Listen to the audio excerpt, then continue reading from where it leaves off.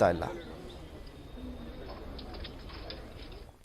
ಅಭಿಮಾನಿಗಳು ಆತ್ಮಹತ್ಯೆ ಮಾಡಿಕೊಳ್ಬೇಡಿ, ನಿಮ್ಮ ಪಾದಗಳಿಗೆ ನಮಸ್ಕಾರ ಮಾಡ್ತೇನೆ, ದುಡುಕಿನ ನಿರ್ಧಾರ ಕೈಗೊಳ್ಳಬೇಡಿ ಅಂತ ರಾಘಣ್ಣ ಮನವಿಯನ್ನು ಮಾಡಿಕೊಂಡಿದ್ದಾರೆ. ನಾವೀಗಲೇ ನೋವಿನಲ್ಲಿದ್ದೇವೆ, ಈ ರೀತಿಯ ಸುದ್ದಿಗಳಿಂದ ಮತ್ತಷ್ಟು ನೋವಾಗುತ್ತೆ ನಮಗೆ ಅಂತ ರಾಘವೇಂದ್ರ ರಾಜ್ಕುಮಾರ್ ಅವರು ಮನವಿಯನ್ನ ಮಾಡಿಕೊಂಡಿದ್ದಾರೆ. ಅಭಿಮಾನಿಗಳಲ್ಲಿ ಈ ರೀತಿಯಾದಂಥ ಒಂದು ದುಡುಕಿನ ನಿರ್ಧಾರವನ್ನು ಕೈಗೊಳ್ಳಬೇಡಿ, ನಿಮಗೂ ಒಂದು ಫ್ಯಾಮಿಲಿ ಇರುತ್ತೆ, ಅವ್ರ ಬಗ್ಗೆನೂ ಕೂಡ ಯೋಚನೆ ಮಾಡಬೇಕು. ನೀವು ಅಪ್ಪು ಸಾವನ್ನಪ್ಪಿದ್ದಾರೆ, ಹೌದು, ಹಾಗನ್ಬಿಟ್ಟು ಈ ರೀತಿಯಾದಂಥ ದುಡುಕಿನ ನಿರ್ಧಾರವನ್ನು ಕೈಗೊಳ್ಳಬೇಡಿ ಅಂತ ಮೊನ್ನೆನೂ ಕೂಡ ಶಿವರಾಜ್ ಕುಮಾರ್ ಅವರು ಕೂಡ ಇದೇ ರೀತಿಯಾಗಿ ಮಾತನಾಡಿದರು. ರಾಘವೇಂದ್ರ ರಾಜ್ಕುಮಾರ್ ಅವರು ಅಂತೂ ಪ್ರತಿ ಬಾರಿನೂ ಕೂಡ ಇದೇ ರೀತಿಯಾಗಿ ಮನವಿಯನ್ನು ಮಾಡ್ಕೊಳ್ತಾ ಇದ್ದಾರೆ. ಆದರೂ ಕೂಡ ಅಭಿಮಾನಿಗಳು ಕೇಳ್ತಾ ಇಲ್ಲ. ಯೋಚನೆ ಮಾಡಿ, ತಂದೆಯಿಂದ ನಾನು, ನನ್ನಿಂದ ಮಕ್ಕಳು ಹಿಂಗೆ ಹೋಗ್ತಾ ಇದ್ದಾರೆ, ಭೂಮಿಲಿ ಯಾರು ಇರ್ತಾರೆ? ನಮ್ಮ ನೋವನ್ನ ನಿಮ್ಮ ತಂದೆ ತಾಯಿ ಕೊಡಬೇಡಿ, ಅದು ಸರಿಯಲ್ಲ. ಪುನೀತ್ ರಾಜ್ಕುಮಾರ್ ಅವರಿಗೆ ಈ ಥರ ಒಂದು ಗೌರವ ನೀವು ತೋರಿಸ್ಬಾರ್ದು. ಅವರು ಬೇರೆ ಬಿಟ್ಟೋಗಿದ್ದಾರೆ. ಅವ್ರ ಸಿನಿಮಾಗಳು, ಅವ್ರ ಪ್ರೀತಿ ವಿಶ್ವಾಸ, 4 ಜನಕ್ಕೆ ಸಹಾಯ ಮಾಡೋದು. ರಾಜ್ಕುಮಾರ ಸಿನಿಮಾದಲ್ಲಿ ನೀವೇ ನೋಡಿದ್ದಾರೆ, ಒಂದು ಅನಾಥಾಶ್ರಮಕ್ಕೆ ಎಷ್ಟೆಲ್ಲ ಮಾಡಿದೆ. ಅದನ್ನು ನಾವು ಅಂಥದನ್ನು ಫಾಲೋ ಮಾಡಬೇಕು.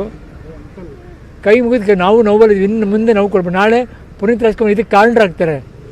ನಾಳೆ ಒಂದಿನ ಇವರೆಲ್ಲ ಯಾರು ಅಂದರೆ ಪುನೀತ್ ರಾಜ್ಕುಮಾರ್ ಟೈಮಲ್ಲಿ ಇವರೆಲ್ಲ ತೀರೋದ್ರೆ ಆ ಕೆಟ್ಟ ಹೆಸರು ನಿಮ್ಮ ಕುಟುಂಬಕ್ಕೆ ಬರಬೇಕಾ? ನಮ್ಮ ಕುಟುಂಬ ನಿಮ್ಮ ಕುಟುಂಬಕ್ಕೆ ಬರಬೇಕಾ? ಮಾಡಬೇಡಿ. ಆದಷ್ಟು ನೋವಲ್ಲಿದ್ದೀವಿ ಈಗ, ಮತ್ತೆ ಇಷ್ಟು ನೋವು ಕೊಡಬೇಡಿ ನಮಗೆ. ಆಮೇಲೆ ನಾವು ಕಾರಣರಾಗ್ಬಿಡ್ತೀವಿ, ನಮ್ಮ ಕುಟುಂಬಕ್ಕೆ ಒಳ್ಳೇದಾಗಲ್ಲ. ಅದು ಮಾಡಬೇಡಿ, ಯೋಚನೆ ಮಾಡಿ.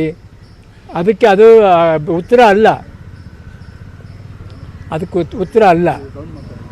ಒಬ್ಬರಿಂದ ಒಬ್ಬರು ಹೋದರೆ ಭೂಮಿ ಮೇಲೆ ಯಾರೂ ಇರೋದಿಲ್ಲ. ಇಂಥ ಒಂದು ಸಂದೇಶನ ನಿಮ್ಮ ಕಡೆಯಿಂದ ಬರಬಾರ್ದು. ಅಭಿಮಾನಿಗಳು, ಕನ್ನಡದವರು ಅಭಿಮಾನಿಗಳು ದೇವರು ಅಂತ ಹೇಳಿದ್ದಾರೆ ಅಪ್ಪಾಜಿ. ದೇವರು ಈ ಕೆಲಸ ಮಾಡಿದ್ರೆ ಮತ್ತು ಜನಕ್ಕೆ ಏನು ಹೇಳ್ತೀರಾ? ನಿಮ್ಮ ಮನೇಲಿ ನಿಮ್ಮ ಚಿಕ್ಕ ಮಕ್ಕಳಿಗೆ ಇದೇ ಹೇಳ್ಕೊಡ್ತೀರಾ? ಒಬ್ರು ಹೋದ್ರೆ ನಾವೆಲ್ಲ ಹೋಗಬೇಕು ಅಂತ ಹೇಳ್ಕೊಡ್ತೀರಾ? ತಪ್ಪದು.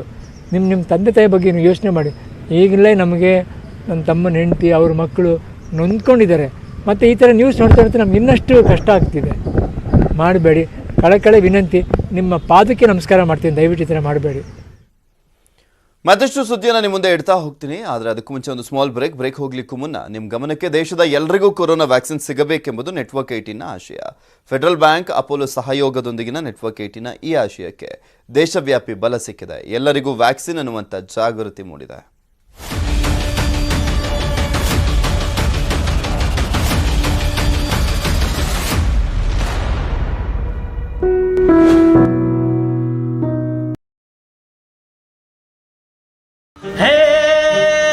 ಕನ್ನಡವಿದು ಕನ್ನಡ, ಬನ್ನಿ ನಮ್ಮ